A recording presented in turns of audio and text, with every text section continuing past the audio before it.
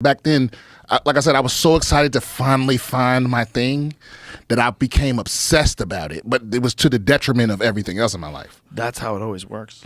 Yeah, it was like, yeah. So I was like, it wasn't healthy, but it was necessary. Yeah, if you want to get really good at everything, that's the problem.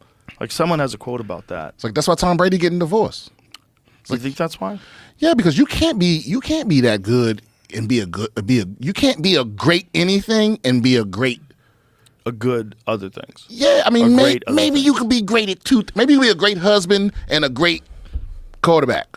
But you can't be a great quarterback, a great husband, a great father, a great friend, a great businessman. Yeah, it's like you can't. That's why they're getting on him for that FTX shit. I'm like, do you think he read that? Do you think he had any idea what that even was about? No. They just said, I'll give you $5 million to say this. And he was like, all right. Or whatever it was. Probably more than that. Yeah, he's like, sure. He, in the middle of watching film, he's like, oh, yeah. Yeah, I'll do it. Yeah, exactly. Yeah. He's probably laser obsessed with football. Yeah, I think the best you can be, if you want to be a great comedian, the best you can be is a very good anything else. Right. Yeah. You can be a very good dad. You can be a very good husband and a great comedian. I think there was also like the wife didn't want him to go back to playing football. Yeah, she wanted him to look because she's tired of being second. Women don't like. Listen, why you think if you ask the average woman how they feel about their husband's PlayStation, they gonna all be like, they fucking hate that device because he chooses it over them constantly, right? And it's like, and I feel like. That's very interesting.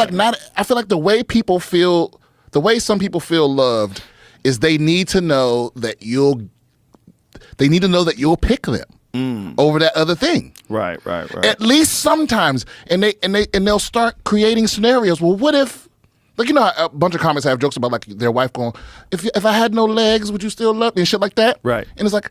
It's the same thing. It's like they start creating scenarios where like, okay, babe, I love that you're a comedian. I know that that's how I met you, and it's the most important thing in your life. But like, my mom just died. Can't you come to the? No, I have a gig. You know what I mean? Right. Or okay, but it's our anniversary. You went out the last 3 nights. Can't you? No. It's like eventually that shit's gonna get exhausting. Where it's like, I can't get you to pick me ever. It's not gonna last.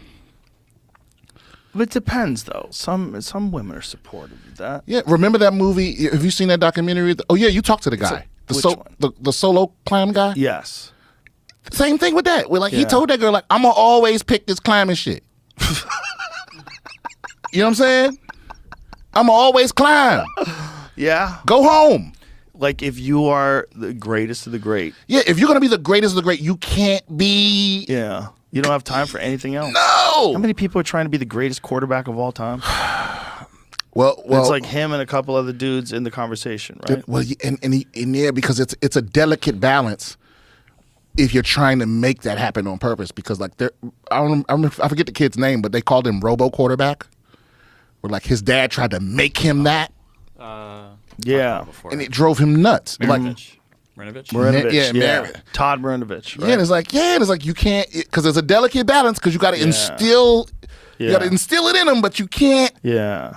Yeah. That Marv Marinovich guy went on to train BJ Penn.